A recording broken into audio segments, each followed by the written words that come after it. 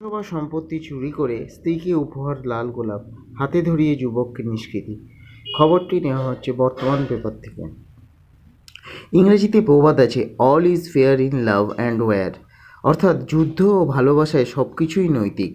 লক্ষ্য পূরণ করতে যে কোনো কিছুই করা যেতে পারে। প্রবাদটির সত্যতা ফের প্রমাণিত হলো সিউড়িতে। প্রেমিক চোর এর বিরুদ্ধে আইনি পদক্ষেপ না করে উল্টে একগুচ্ছ লাল গোলাপ তার হাতে তুলে দিলেন পুলিশ আধিকারিকরা। ঘটনাটি মঙ্গলবার রাতের সিউড়ি সার্কিট হাউস মোড়ে পুরসভার উদ্যোগে আমার ভালোবাসা সিউড়ি লেখা একটি ব্যাকলাইটেড বোর্ড লাগানো হয়েছিল।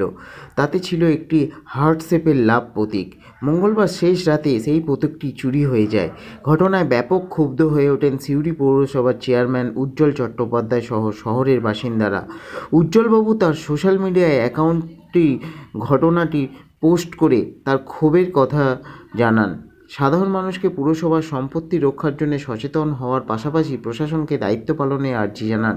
বিষয়টি জানাজানি হতেই সোশ্যাল মিডিয়ায় ট্রোল শুরু হয়। অতঃপর ঘটনার তদন্তে নামে পুলিশ। সিসি ক্যামেরার ফুটেজ দেখে লাভ প্রতীকের চোরকে খুঁজে বের করে পুলিশ।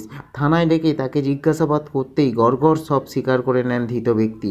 কিন্তু চুরির কারণ শুনে চোখ কপালে ওঠে পুলিশের। এই চোরকে নিয়ে কী করা যায় তা ভাবতেই বসেন তারা। পুলিশ জানিয়েছে ধৃতের নাম বাপন বাদ্যকার, বাড়ি মোহাম্মদ বাজারের সারেন্ডা গ্রামে। এদিন তিনি পুরাতন বাইকের পরিবর্তে নতুন বাইক কিনে বাড়ি ফিরছিলেন। বাড়ি যাওয়ার পথে সিউড়ি পুরসভার বোর্ডটি চোখে পড়ে তার। সিদ্ধান্ত নেন ওই লাভ প্রতীকটি স্ত্রীকে উপহার দেবেন। বাপন পুলিশকে বলেন, আমি বউকে খুব ভালোবাসি, রাস্তায় লাগানো লাভ চিহ্নটি খুলে নিয়েছিলাম। নমস্কার।